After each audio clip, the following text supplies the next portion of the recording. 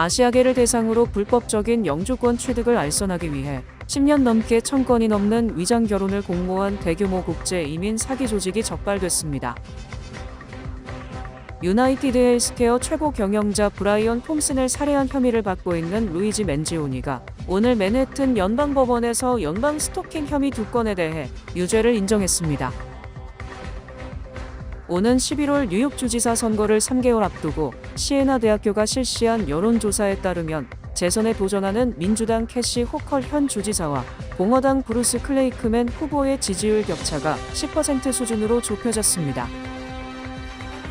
뉴욕시의 고가 세컨드홈에 추가 세금을 부과하는 피에드아테르 세금이 법원의 일시 중단 결정 이후 다시 시행 절차에 들어갔습니다.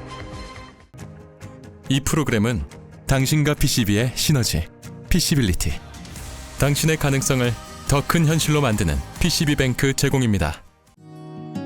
모두가 누릴 수 있는 권리, 바로 아름다움입니다.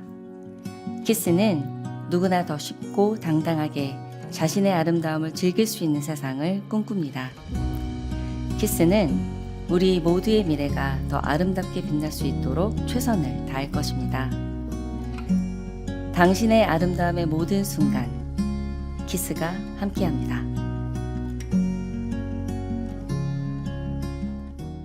아시아계를 대상으로 불법적인 영주권 취득을 알선하기 위해 10년 넘게 1000건이 넘는 위장 결혼을 공모한 대규모 국제 이민 사기 조직이 적발됐습니다. 연방법무부는 조직원 11명을 체포하고 이들을 결혼 사기 및 이민 사기 공모 혐의로 기소했습니다. 조직원들은 2016년부터 영주권 취득을 원하는 아시아계 외국인과 시민권자의 위장 결혼을 전국적으로 주선했으며 외국인 고객들은 알선책에게 10만 달러를 지불했습니다. 해당 조직은 수천만 달러의 수입을 거둔 것으로 추정되며 위장 결혼에 참여한 시민권자에게는 3만 달러를 지급했습니다. 법무부는 이번 사건을 역사상 최대 규모의 위장 결혼 사기 사건으로 규정했습니다. 체포된 조직원 11명은 위장 결혼에 대해 유죄가 확정될 경우 5년의 징역형을 받을 수 있으며 범죄 수익에 대한 몰수가 함께 내려집니다. 또한 불법 체류를 조장한 혐의가 인정되면 10년의 징역형이 내려지면서 합산 최대 15년의 징역형에 처해질 수 있습니다. 유나이티드 헬스케어 최고 경영자 브라이언 톰슨을 살해한 혐의를 받고 있는 루이지 맨지오니가 오늘 맨해튼 연방법원에서 연방 스토킹 혐의 2건에 대해 유죄를 인정했습니다. 맨지오니는 법정에서 톰슨을 살해할 목적으로 뉴욕까지 이동했고 2024년 12월 맨해튼 호텔 앞에서 톰슨에게 총을 쐈다는 사실을 인정했습니다. 지난 1월 연방법원이 살인과 총기 관련 혐의를 기각하면서 사형 가능성은 사라졌지만 사망을 초래한 스토킹 혐의는 그대로 남아있어 최대 가석방 없는 종신형이 선고될 수 있습니다. 선고는 오는 12월 18일로 예정됐습니다. 이번 유죄 인정으로 연방 사건은 재판 없이 마무리 단계에 들어갔지만 별도의 뉴욕주 살인 사건은 아직 남아 있습니다. 맨지오니는 뉴욕주에서 2급 살인과 무기 위조 관련 혐의를 받고 있으며 재판은 오는 9월 8일 시작될 예정입니다. 변호인단은 같은 사건을 연방과 주정부가 각각 처벌하는 것이 이중처벌에 해당한다는 주장을 강화할 것으로 예상되며 이번 연방 유죄 인정 이후 주정부 살인 혐의의 기각을 요구할 가능성이 있습니다. 오는 11월 뉴욕 주지사 선거를 3개월 앞두고 시에나 대학교가 실시한 여론조사에 따르면 재선에 도전하는 민주당 캐시 호컬 현 주지사와 공화당 브루스 클레이크맨 후보의 지지율 격차가 10% 수준으로 좁혀졌습니다. 지난 6월 조사에서는 두 후보 간의 격차가 20%를 기록했으며 불과 2달 만에 블레이크맨 후보가 격차를 절반으로 줄이며 추격을 시작했습니다. 지역별로는 민주당 강세 지역인 뉴욕시의 경우 호컬 주지사가 64%로 40% 이상의 우위를 유지했으며 교외 지역과 업스테이트에서의 블레이크맨 후보 지지율은 49%대로 8% 정도 호컬 주지사보다 앞서 있습니다. 승패의 열쇠를 쥔 무소속 유권자층에서는 블레이크맨 후보가 45%, 호컬 주지사가 40%를 기록하며 향후의 결과 예측이 더욱 어렵게 됐습니다. 이번 조사는 등록 유권자 811명을 대상으로 실시했으며 오차 범위는 플러스 마이너스 5%입니다. 뉴욕시의 고가 세컨드홈에 추가 세금을 부과하는 피에드아테르 세금이 법원의 일시 중단 결정 이후 다시 시행 절차에 들어갔습니다. 스태튼 아일랜드 법원이 지난 10일 세금 시행을 잠정 중단했지만 뉴욕주 항소법원이 13일 해당 명령의 효력을 일단 해제하면서 뉴욕시는 대상 주택 선정과 면제 신청 절차를 계속 진행할 수 있게 됐습니다. 다만 이는 세금의 적법성을 최종 판단한 결정은 아니며 과세 대상 선정 과정이 적절했는지를 둘러싼 본안 소송은 계속됩니다. 새 세금은 뉴욕시를 주거지로 사용하지 않는 고가 주택을 대상으로 하며 초기 적용 기준은 일반 단독 다세대 주택의 경우 시장가치 $500만 이상입니다. 콘도와 코압은 평가 방식 차이로 더 낮은 가격대의 일부 주택도 대상이 될 수 있습니다. 뉴욕시는 약 1만 7천 명의 주택 소유주에게 과세 가능성을 알리는 통지서를 보냈지만 상당수 주민이 실제 주거용 주택인데도 잘못 포함됐다고 주장하며 소송을 제기했습니다. 시정부는 이 세금으로 연간 약 $5억 의 세수를 확보할 수 있을 것으로 예상하고 있으며 최종 과세 여부를 둘러싼 법정 공방은 계속될 전망입니다. 퀸즈 QA 버스 노선에서 오늘부터 버스에 설치된 자동 단속 카메라를 통한 벌금 부과가 시작됩니다. QA 노선은 지난 6월 15일부터 60일 동안 경고장을 발송해왔으며 이제 버스 전용차로나 버스 정류장에 불법으로 진입하거나 주정차한 차량에는 첫 위반 시 $50의 벌금이 부과됩니다. 반복 위반 시 벌금은 단계적으로 올라 최대 $250까지 부과될 수 있습니다. QA는 자메이카와 오존파크, 브루클린 이스트 뉴욕을 연결하는 노선으로 퀸즈 남부 주요 상업지역과 주거지역을 지나 운전자들의 주의가 요구됩니다. 자동 단속 카메라는 버스 앞뒤에 설치돼 버스 전용 차로를 막거나 정류장에서 승객 승하차를 방해하는 차량을 자동으로 촬영하는 방식입니다. 현재 뉴욕시에서는 60개가 넘는 버스 노선에서 이 제도가 시행되고 있으며 MTA는 불법 주정차를 줄여 버스 운행 속도와 정시성을 높이는 것이 목적이라고 설명했습니다. 적발 차량에는 번호판 정보를 바탕으로 우편으로 위반 통지서가 발송되며 같은 차량이 반복적으로 적발될수록 벌금이 높아집니다. 뉴욕시 주택공사가 빈 공공주택을 매달 점검하는 새 제도를 도입한 뒤 지금까지 27가구에서 무단점 유자를 발견해 퇴거 조치한 것으로 확인됐습니다. 새 점검 제도는 지난 3월 뉴욕시 수사국이 NYCHA의 빈집 관리 실태를 조사한 뒤 도입됐으며 지난 4월부터 직원들이 비어있는 주택의 출입문과 창문, 개인 소지품 흔적 등을 매달 확인하고 있습니다. 과거에는 수리 중인 빈 아파트를 정기적으로 점검하도록 하는 규정이 없어 장기간 방치되는 경우가 있었습니다. 조사 결과 2022년부터 2025년까지 경찰이 무단점 유자로부터 되찾은 NYCHA 빈집은 최소 548가구에 달했고 이 과정에서 마약과 총기 소지 등 혐의로 81명이 체포됐습니다. 같은 기간 빈 NYCHA 아파트 수도 2배 이상 증가해 6,000가구를 넘어섰습니다. 납과 성면 제거 등 환경 규정 강화로 빈집 수리에 최대 1년이 걸리는 경우도 있는 가운데 현재 NYCHA 입주 대기자는 약 15만 9천 명에 달해 장기간 비어있는 공공주택을 얼마나 빨리 다시 공급할 수 있을지가 과제로 떠오르고 있습니다. 의료계에서 보험에 가입된 환자에게 치료나 수술 전에 예상 진료비를 미리 지불하게 하는 선불 결제 방식 요구가 증가하고 있습니다. 과거에는 미용 성형이나 선택적 시술에 국한되던 해당 방식이 최근에는 일반 필수 진료에까지 확대되는 상황입니다. 올해 1분기 병원들이 진료 이전 환자들에게 지급받은 선결제액이 전체 의료비 수입에서 25% 수준으로 집계됐습니다.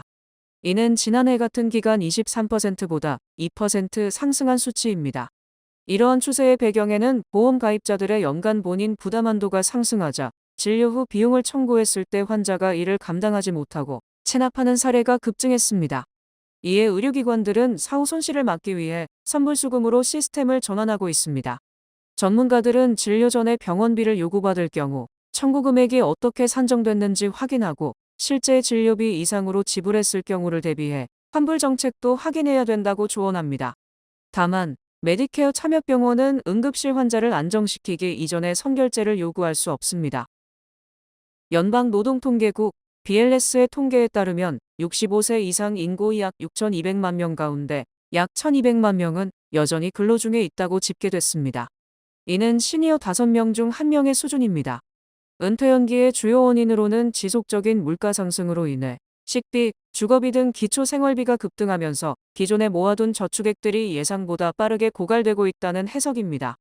이로 인해 현재 일을 하고 있는 시니어들의 41%가 일을 하는 가장 중요한 이유로 생활비 충당을 선택했습니다. 사회활동과 일이 좋아서라는 답변은 9%에 그쳤습니다.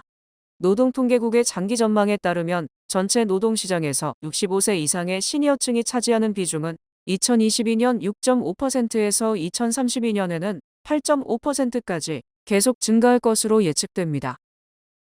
지난 11일에 여론조사기관 퓨리서치센터에서 발표한 조사 결과에 따르면 전국 성인의 73%가 출생 시의 성별과 다른 스포츠팀에 참가하는 트랜스젠더 운동선수에게 불편함을 느끼는 것으로 확인됐습니다.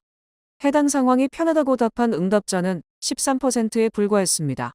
다만 스포츠 경기 출전 제한 여론과는 별개로 직장이나 공공장소 등에서 트랜스젠더에 대한 차별을 방지하는 정책은 56%가 찬성했습니다. 이번 조사 결과는 지난 6월 연방대법원이 출생시 남성이었던 트랜스젠더 운동선수가 여성 스포츠팀에 참여할 수 없는 것은 합당하다고 판결한 가운데 나온 것입니다.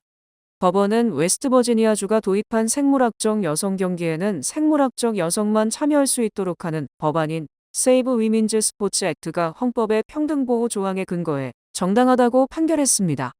응답자 중 공화당 지지자들은 91%가 불편하다고 답했으며 민주당 지지자들은 55%가 불편하다고 답하며 정치 성향에 따른 지지율 격차가 존재했습니다. 이번 조사는 18세 이상 성인 1,300명을 대상으로 진행됐습니다. 맥도날드가 에너지 음료와 이색 탄산음료를 포함한 신규 음료 라인업을 미국 매장에 도입하며 음료 사업 확대에 나섰습니다. 맥도날드가 레드불 드래곤베리 에너자이저를 포함한 에너지 음료와 다양한 특화 음료를 오는 17일부터 전국 매장에서 선보입니다. 맥도날드가 에너지 드링크 부문에 진출하는 것은 이번이 처음입니다. 레드불 특유의 시그니처 맛과 블루 라즈베리 시럽, 동결건조 열대과일 용과가 포함된 레드불 드래곤베리 에너자이저는 활기와 에너지를 공급해 주는 음료로 각광받을 수 있을 것으로 보입니다. 설탕 함량이 적은 음료를 원하는 소비자들의 경우 레드불 제로를 선택할 수 있습니다. 맥도날드 매장에서는 8.4온스 캔 제품으로 이 에너지 드링크를 경험할 수 있습니다.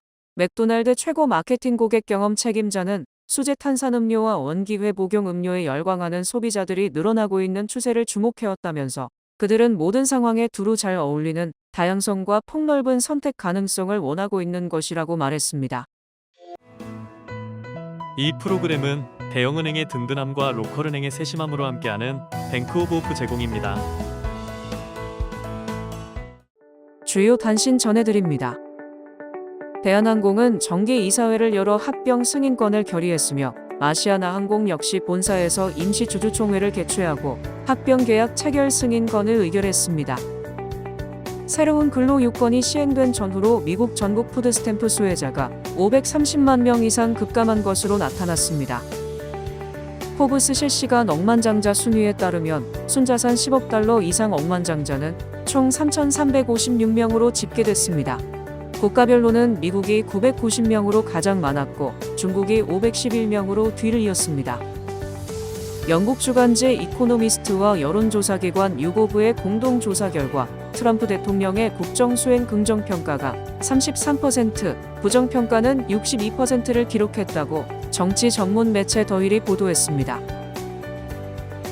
노동부 발표에 따르면 8월 2일부터 8일까지 한 주간 신규 실업수당 청구 건수는 20만 9천 건으로 소폭 증가하며 시장 예상치를 웃돌았습니다. 12일 실시된 파워볼 추첨에서 10억 4천만 달러 규모의 1등 당첨권 한 장이 일리노이주에서 판매된 것으로 확인됐습니다. 캘리포니아주 어바인에 위치한 기아 미국 법인은 2027년형 올뉴 EV3의 권장 소비자 가격이 29,890달러부터 시작한다고 발표했습니다.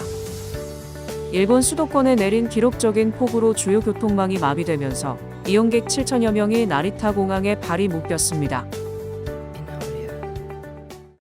날씨 전해드립니다. 토요일인 내일은 대체로 맑겠습니다. 낮 최고 기온은 82도, 최저 기온은 70도입니다. 해 뜨는 시간은 6시 6분, 해 지는 시간은 7시 54분입니다.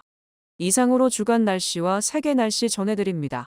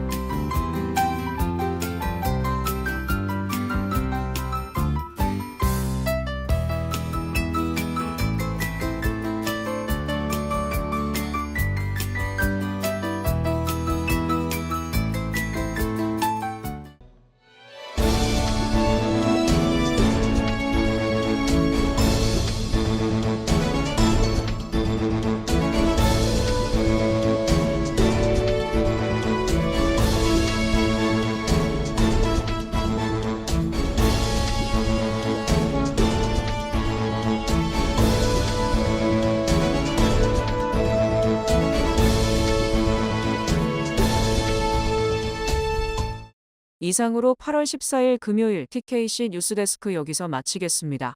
시청해주신 여러분 고맙습니다.